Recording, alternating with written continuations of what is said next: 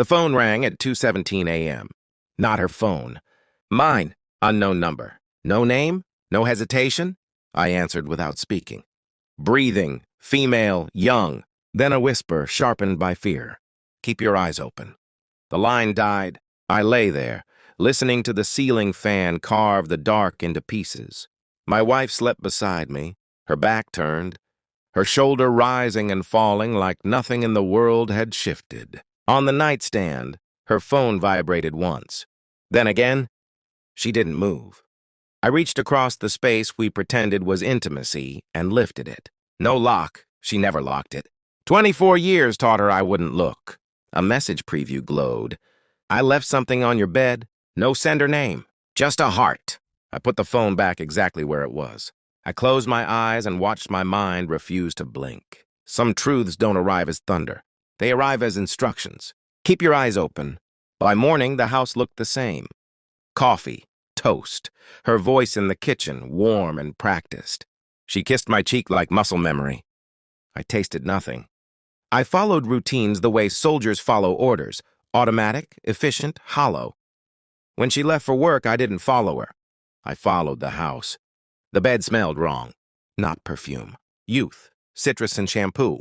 On the pillow near her side, a long black hair. Not hers. She went gray years ago and dyed it light. I sat down slowly as if gravity had changed. 24 years. Children, graves of old arguments, holidays, a life built on repetition. I replayed the whisper in my head. Keep your eyes open. There were small edits everywhere once I knew where to look. A new passcode on her laptop.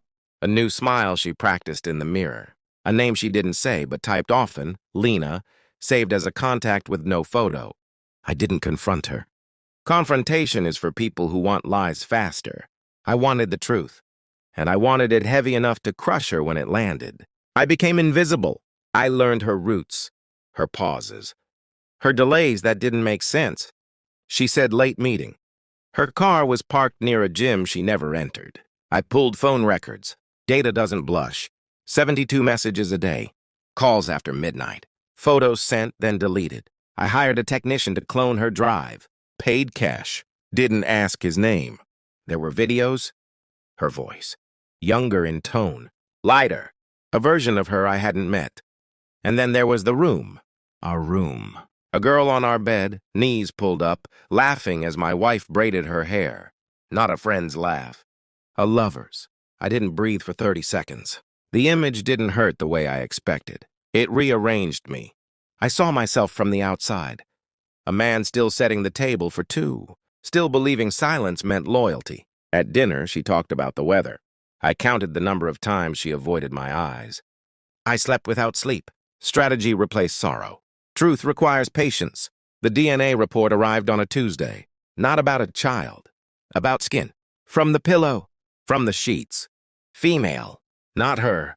I printed everything. Photos, messages, location logs. I stapled them neatly like invoices. That night, I placed the stack on the table between us.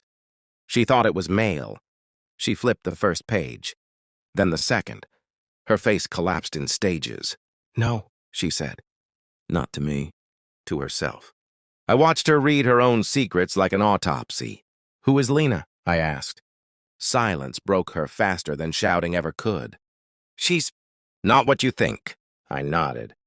Then explain the bed. She didn't. She cried. That was her confession. The truth didn't need sound. It needed space. I didn't leave. That surprised her more than the evidence. I stayed. I waited. For 3 days, I said nothing. I cooked. I cleaned. On the fourth night, I invited Lena over. My wife screamed. Lena arrived shaking. I seated them across from each other. Placed the photos in the center. I told Lena the truth about the house. About the years. About the promises she had been sleeping inside. Then I told my wife what I had already done. Her parents knew.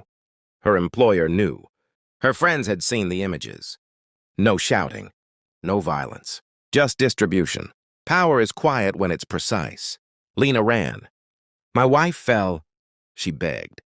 I didn't listen. I stood. I didn't leave, I said. I removed you. The house is empty now. Not abandoned. Corrected. I sleep in the room she once borrowed from me. The bed no longer smells like lies. People ask if I hate her. Hate requires attachment. I have none left.